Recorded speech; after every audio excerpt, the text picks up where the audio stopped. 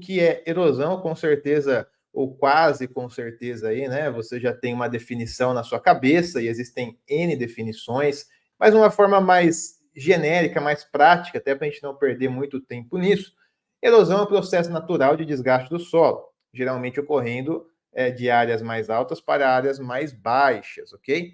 Então imagina só, eu tenho um perfil aqui de solo, né?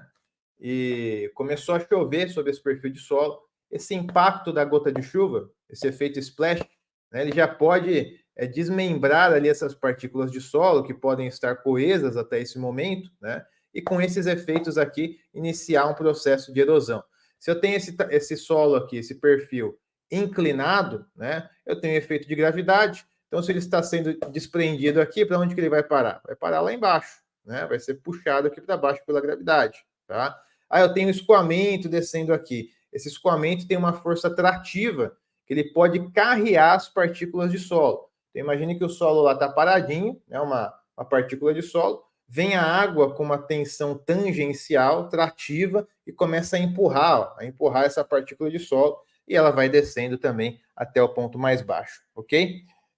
Então, pessoal, nós temos aqui uma definição sim, bem clara, né, desse processo de erosão, que nós já vemos aí no nosso dia a dia, né, de engenharia, de arquitetura, que acaba sendo um calcanhar de Aquiles aí para muitas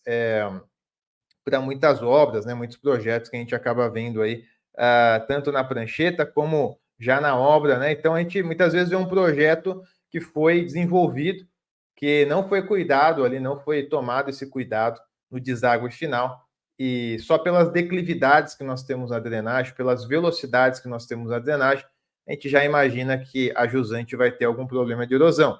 E muitas vezes a gente vê nas obras, que é mais comum, né? Então, a cada 10 obras, a cada 10 trechos que eu vou visitar, uns 8 são de problema de erosão, né? Então, é bastante comum mesmo esse processo de erosão. Agora, o processo de erosão ele pode ser fragmentado ou segmentado aqui em algumas parcelas, né, em algumas etapas desse processo erosivo. Então, para a gente conhecer um pouco dessas etapas, separei aqui, como eu mostrei, esse efeito de splash, que é da gotícula de água de chuva. Então, eu tenho um perfil aqui de solo, né, ligeiramente inclinado, e eu tenho essas gotas de água aqui impactando aqui essa superfície do solo. E aí, quando ela vai impactar a superfície do solo, esses grãozinhos aqui de areia, de silt, de argila, né, eles são impactados por essa energia da gotícula e começam aqui a desmembrar, né, desagregar aqui essa parte superficial do solo. Tendo aqui um perfil inclinado e ainda tendo o escoamento superficial da gotícula, essa partícula de solo ela vai sendo carreada para a jusante, né? Ou seja, do ponto mais alto até o ponto mais baixo, ok? Esse efeito de splash, pessoal, por isso que é muito importante em todas as obras aí de drenagem, né? De macro drenagem, ter ali os solos protegidos pelo menos com uma vegetação, para que essa vegetação possa receber esse impacto primário da gotícula de água de chuva, né? E essa vegetação em si possa absorver esse impacto e proteger o solo que está na base. Que se eu deixo o solo exposto e tem um evento ali de chuva na minha região, a chance é que essa chuva vai desagregar essas partículas e vai ter um processo de erosão. A não ser que seja um solo muito duro, muito coeso, muito resistente à erosão. Então, aí tudo bem, né? Você tem ali uma certa resistência, uma segurança. Mas não sendo um solo, uma alteração de rocha, por exemplo, né? Sendo um solo mais convencional, uma areia, por exemplo, que tem pouca coesão, né? Qualquer impacto de água, qualquer passagem de água pode ser carreada, pode ser uma presa fácil aí, né? Para esse efeito splash aqui da água de chuva, ok? Pós-efeito splash, nós temos num primeiro momento aqui do nosso escoamento, uma erosão laminar, né? Então se formam ali pequenas lâminas, né, dessa água de chuva, né? E essas lâminas elas vão também seguindo o caminho ali preferencial, vão de montante para jusante, ponto mais alto, ponto mais baixo, né? Então essas lâminas mais espraiadas até esse momento também possuem uma energia capaz de mobilizar parte das partículas de solo para jusante. E nesse processo, então, dessa passagem dessa lâmina, pode-se criar ali um processo de erosão laminar, ok? Bom, num determinado momento, essas lâminas elas acabam se encontrando, se concentrando em pontos preferenciais ali do terreno. Então, se eu tenho um terreno extenso, inclinado, mais inclinado, mais inclinado, não importa, a água ela vai se concentrar em alguns pontos, né? E esses pontos ela vai criar um caminho preferencial para a sua própria passagem. E aí começa a se formar, então, os sulcos, né? Como tem nessa imagem, é basicamente uma ranhura bastante superficial que denota ali um caminho preferencial da passagem da água. Tá? Então, se eu tenho um campão lá aberto, né, eu começo a ver esses caminhos preferenciais, né, de passagem de água e a formação desses sulcos que nós estamos vendo aqui nessa imagem. Bom, depois dos sulcos, né, esse processo pode começar a aumentar de tamanho e pode se tornar as famosas ravinas, né? Então, essas ravinas aqui que nós temos na imagem, nada mais é do que aquele caminho preferencial do sulco, né? E mais aprofundado, né? Mais aprofundado.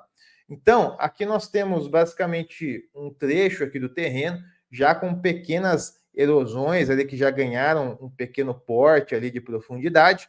Por quê? Porque justamente nesse trecho do terreno foi o trecho que a água definiu, né, o caminho preferencial de passagem, e a cada chuva, a cada movimento ali, nós temos essa concentração de passagem de água e a formação dessas ravinas ali, que são essas erosões um pouco mais intrusivas ali na superfície do solo, tá? Aí nós temos o seguinte, pessoal, tudo isso daqui falando ainda bastante de chuva, né? Então, terreno, uma erosão formada pelo splash, sulco, ravina, etc. Mas esse escoamento superficial, que quando a gente avalia ali o nosso ciclo hidrológico, nós temos ali a nossa chuva, nós temos a nossa abstração inicial, evaporação, água caiu no ponto baixo, interceptação, infiltração, todos os processos. Mas nós temos uma etapa do processo que é escoamento superficial direto, ESD. Esse escoamento superficial direto, né, ele vai parar onde? Ele vai parar nos pontos mais baixos da nossa bacia, que são conhecidos como talvegs, onde nós temos os nossos cursos d'água. E ali se formam, então, os nossos rios, se formam os nossos córregos, ok? E ali nós já temos um escoamento fluvial, um problema de erosão fluvial, aonde o solo sofre esse processo de erosão através da passagem do escoamento desse curso d'água, tá? E aqui um adendo, pessoal. Sempre essa erosão fluvial, sempre não, né? Mas grande parte das vezes, essa erosão fluvial vai se concentrar na margem externa de uma curva, ok? Então, se você vai olhar os trechos aí de erosão da sua cidade, da sua região, vai nos pontos de curva para você ver que você vai encontrar um cenário muito similar a esse daqui. Na margem externa, um processo erosivo já criado, na margem interna, muitas vezes até uma sedimentação, um assoreamento ali criado. Por quê? Porque a água ela não faz a curva, né? O escoamento fluvial, ele não faz a curva, não vai virando volante, né? Ele vai batendo nessa margem externa, os filetes de água vão se acumulando nessa região da margem externa, e com isso cria um acúmulo de tensão de arraste na margem externa, capaz de gerar esse problema aí de erosão nessa margem, tá? Então, normalmente em margem externa de curso d'água é um ponto ali onde se encontra bastante erosão fluvial, ok?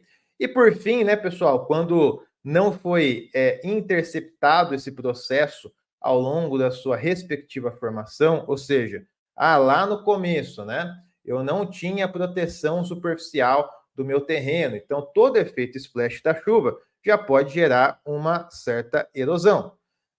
Começou a gerar erosão, começou a ter um escoamento laminar e a erosão começou a aumentar de tamanho, já gerando aqui caminhos preferenciais através dos sulcos. Esses sulcos foram aprofundados, gerando ravinas. Essas ravinas chegaram em curso d'água, também com uma energia do escoamento fluvial, também geraram uma erosão em pontos estratégicos aqui do curso d'água.